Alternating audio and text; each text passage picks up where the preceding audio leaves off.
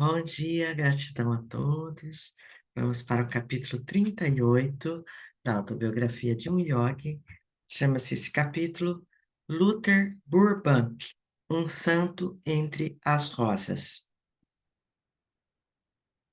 Além do conhecimento científico, o segredo para melhorar o cultivo das plantas é o amor. Luther Burbank pronunciou estas palavras de sabedoria enquanto caminhávamos lado a lado em seu jardim de Santa Rosa, na Califórnia. Paramos em frente a um canteiro de cactos comestíveis. Enquanto fazia experiências para obter cactos sem espinhos, continuou, eu falava frequentemente com as plantas para criar uma vibração de amor. Não tenho medo, dizia. Vocês não precisam dos espinhos defensivos. Eu as protegerei. Gradualmente, a útil planta do deserto brotou numa variedade sem espinhos. Fiquei encantado com o milagre. Por favor, querido Luther, dê-me algumas folhas de cacto para plantar no jardim de Monte Washington. Um dos jardineiros que se encontrava perto começou a arrancar algumas folhas. Burbank o impediu de continuar. Eu próprio as colherei para o Swami. Deu-me 3 folhas que mais tarde plantei, alegrando-me quando atingiram alto porte. O grande horticultor contou que seu grande triunfo notável foi a obtenção de uma batata de tamanho maior, agora conhecida por seu nome. Com a infatigabilidade do gênio, continuou apresentando ao mundo centenas de híbridos para melhorar a natureza. As novas variedades Burbank de tomate, milho, abóbora, cerejas, ameixas, nectarinas, morangos, papoulas, lírios e rosas. Focalizei minha câmera fotográfica quando Luther me deixou em frente à famosa nogueira, com a qual ele provou que a evolução natural pode ser telescopicamente acelerada. Em 16 anos apenas, disse, esta nogueira atingiu o estado de abundante produção de nozes. Sem auxílio, a natureza teria requerido o dobro desse tempo. A filhinha adotiva de Burbank veio ao jardim brincando ruidosamente com seu cão. Ela é minha planta humana, Luther assinou carinhosamente para a menina. Vejo a humanidade agora como uma planta única e vasta, que precisa, para suas mais altas realizações, apenas de amor, bênçãos naturais do amplo ar livre e de hibridização e seleção inteligentes. No decurso de minha existência, observei progressos tão maravilhosos na evolução vegetal que aguardo com otimismo um mundo sadio e feliz, assim que sejam ensinados às crianças os princípios da vida simples e racional. Precisamos retornar à natureza e ao Deus da natureza. Luther, você apreciaria muito a minha escola de rancho, com suas aulas ao ar livre e sua atmosfera de alegria e simplicidade. Minhas palavras tocaram o ponto sensível do coração de Burbank, a educação infantil. Ele assediou-me com perguntas, o interesse cintilando em seus olhos serenos e profundos. Swami disse finalmente, escolas como a sua são a única esperança para a nova era. Revolto-me contra os sistemas educacionais de nossa época, separados da natureza e sufocando toda a individualidade. De alma e coração, compartilho seus ideais práticos em educação. Ao despedir-me do amável sábio, ele autografou e me ofereceu um pequeno livro. Aqui ele fala, então, que ele também ofereceu uma fotografia autografada. E, bom, aqui tem uma carta do Luther Burbank, é toda em inglês, tá? Vou ler a tradução, melhor, né? Luther Burbank, Santa Rosa, Califórnia, Estados Unidos, 22 de dezembro de 1924. Examinei o sistema Yogoda de Swami Yogananda e, em minha opinião, é ideal para treinar e harmonizar a natureza física, mental e espiritual do homem. O objetivo do Swami é estabelecer em todo o mundo escolas que ensinem a viver, onde a educação não será limitada apenas ao desenvolvimento intelectual, mas incluirá também o treinamento do corpo, da vontade e dos sentimentos.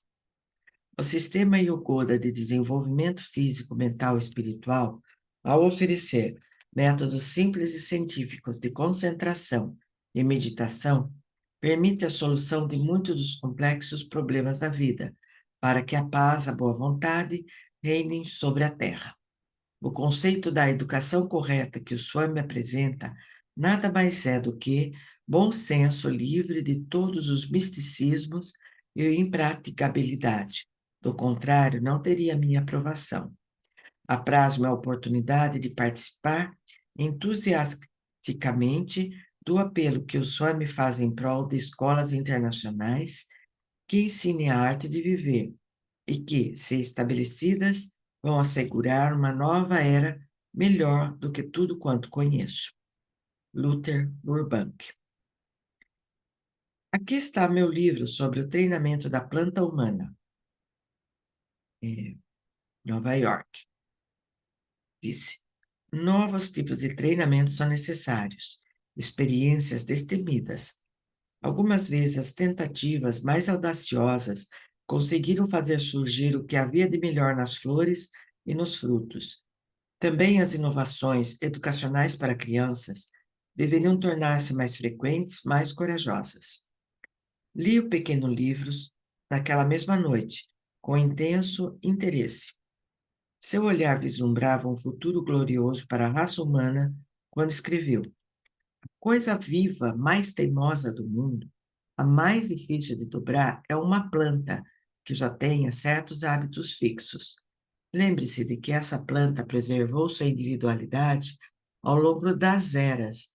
Talvez seja uma planta cuja existência possa ser retraçada através de milênios até as próprias rochas, nunca tendo variado muito durante esses longos períodos. Você acha que, depois de todas essas eras de repetição, a planta não se torna possuidora de uma vontade, se assim se pode chamar, de uma tenacidade sem paralelo? De fato, há plantas tão persistentes como certas palmeiras, que nenhuma força humana conseguiu modificar. A vontade humana é uma coisa fraca perto da vontade de uma planta. Mas veja como simplesmente se quebra a teimosia de toda uma vida desta planta quando se mistura uma nova vida a ela, trazendo-lhe com a hibridização uma mudança completa e poderosa. Então, ocorrida a mudança, é preciso fixá-la por meio de paciente supervisão e seleção durante gerações, e a nova planta se desenvolve em seu novo rumo para jamais voltar ao antigo. Aquela vontade tenaz foi domada e finalmente alterada. Quando se trata de algo tão sensível e maleável como a natureza de uma criança, o problema se torna imensamente mais fácil. Magneticamente atraído por este grande americano, eu o visitava com frequência. Certa manhã, cheguei junto com o carteiro, que entregou umas 1000 cartas no escritório de Burbank. Horticultores escreviam-lhe de todas as partes do mundo. Swamiji, sua presença é justamente a desculpa de que preciso para ir ao jardim, disse Luther alegremente e abriu uma grande gaveta da escrivaninha, contendo centenas de folhetos turísticos. Veja, disse, é assim que viajo. Preso às minhas plantas e à correspondência, satisfaço o meu desejo de conhecer terras estrangeiras, lançando de vez em quando um olhar a estas gravuras. Meu carro estava estacionado diante do portão. Luther e eu passeamos pelas ruas da pequena cidade, cujos jardins se coloriam com a variedade das rosas Petit Blanc, Santa Rosa e Burbank. O grande cientista recebera a iniciação em cria durante uma de minhas primeiras visitas. Pratico a técnica com devoção, Swamiji, disse, depois de fazer muitas perguntas pertinentes sobre vários aspectos da yoga. Luther comentou vagarosamente: o Oriente, com certeza, possui imensos tesouros de conhecimento que o Ocidente mal começou a explorar.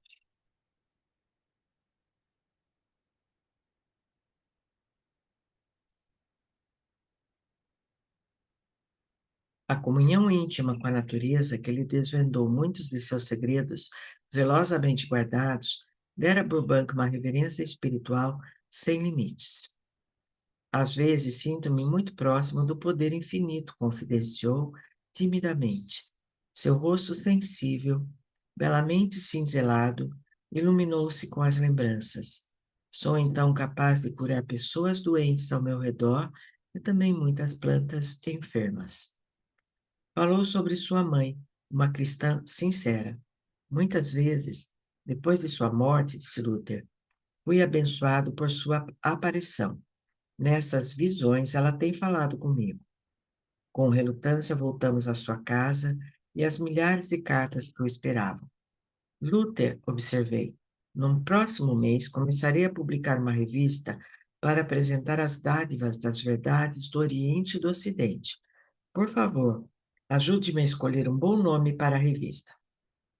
Trocamos ideias entre títulos e finalmente concordamos na escolha de West e West, Oriente e Ocidente. Em seu escritório, Burbank deu-me um artigo de sua autoria, intitulado Ciência e Civilização.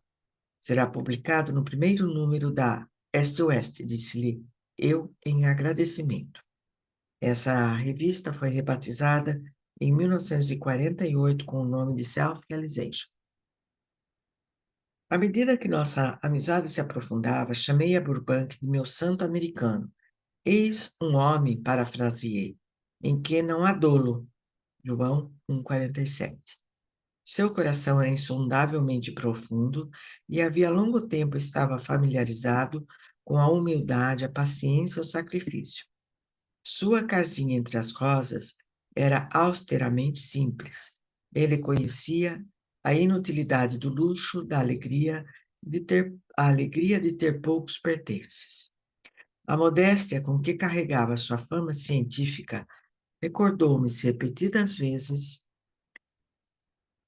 que as árvores que se dobram com o peso, recordou-me repetidas vezes as árvores que se dobram com o peso dos frutos maduros. É a árvore estéril que ergue ao céu a cabeça em vã ostentação.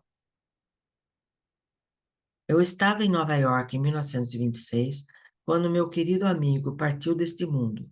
Em lágrimas pensei, com que prazer eu faria a pé o longo percurso daqui a Santa Rosa só para vê-lo mais uma vez.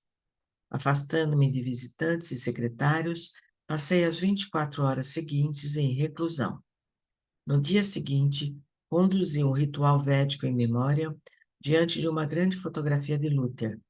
Um grupo de meus estudantes americanos, vestindo trajes cerimoniais hindus, entoou cânticos antigos enquanto se fazia uma oferenda de flores, água e fogo, símbolos dos elementos corporais e da sua volta à fonte infinita.